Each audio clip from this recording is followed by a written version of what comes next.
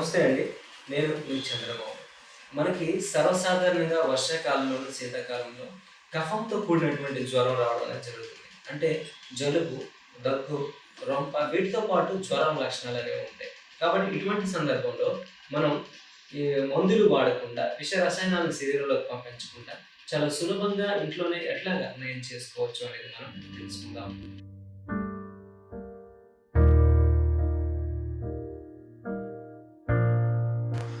ఈ వర్షాకాలంలోను, శీతాకాలంలోను కఫ ప్రవృత్తి అధికంగా పెరగటం వలన మనకి ఎటువంటి అనారోగ్యాలనేవి సంభవిస్తాయి. అందుకోసం అని మనం 4 రకాలైనటువంటి హెర్బ్స్‌ని సేకరించుకోవాలి. ఏదైనా ఆయుర్వేద అంగడిలో ఇవి లభిస్తాయి.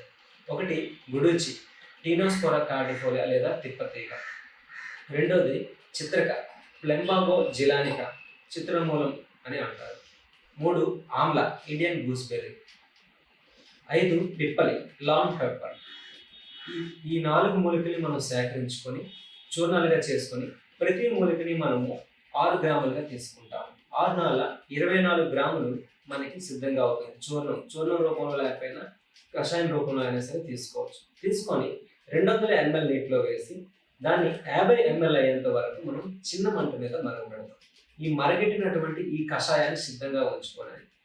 భోజనానికి ముందుగా 3 పూటలు కూడా తీసుకుంటే కనుక ఈ జ్వరం లక్షణాల నుంచి బయటపడవచ్చు.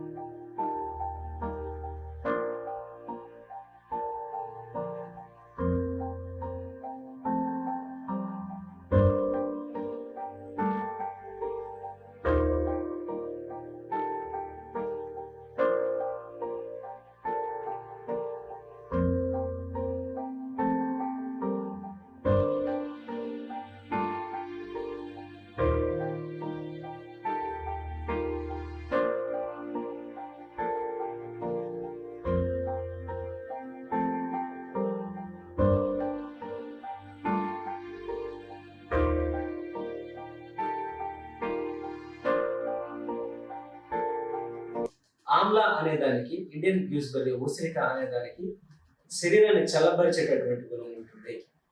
టీనోస్పోరా కార్డిఫోలియా అనేది యాంటీపైరెటిక్ ఏజెంట్ గా పనిచేసి శరీరంలో ఉష్ణోగ్రతని క్రమపరుస్తుంది. ప్లెంబాగో జెలానికా అనేది మనకి యాంటీ ఇన్ఫ్లమేటరీ ఏజెంట్ గా పనిచేస్తుంది. ఈ విధంగా లాంగ్ పెప్పర్ అనేది మన యొక్క ఆమదోషాన్ని తగ్గించడానికి, జీర్ణ వ్యవస్థ సక్రమంగా పనిచేయడానికి కూడా పనిచేస్తుంది. ఈ విధంగా ఇవన్నీ కూడా సంయుక్తంగా పనిచేసి మన శరీరంలో జ్వర లక్షణాల నుంచి బయటపడేస్తాయి. ఆయుర్వేదంలో ఈ మూలికల్ని కఫ సంబంధించిన జ్వరాలకు వినియోగించమని చెప్పారు. అంటే వర్షాకాలంలో కానీ శీతాకాలంలో. అయితే ఎట్టి పరిస్థితుల్లో కూడా ఈ కషాయాన్ని 15 గంటలకు మించి నిల్వ ఉంచకూడదు. ఉదయం తయారు చేసుకుంటే సాయంత్రం 15 గంటల లోపు దాన్ని తీసుకోవాలి. ఒకసారి వేడి చేసిన కషాయాన్ని మరలా వేడి చేయడం అనేది ఆయుర్వేదంలో నిషేధం.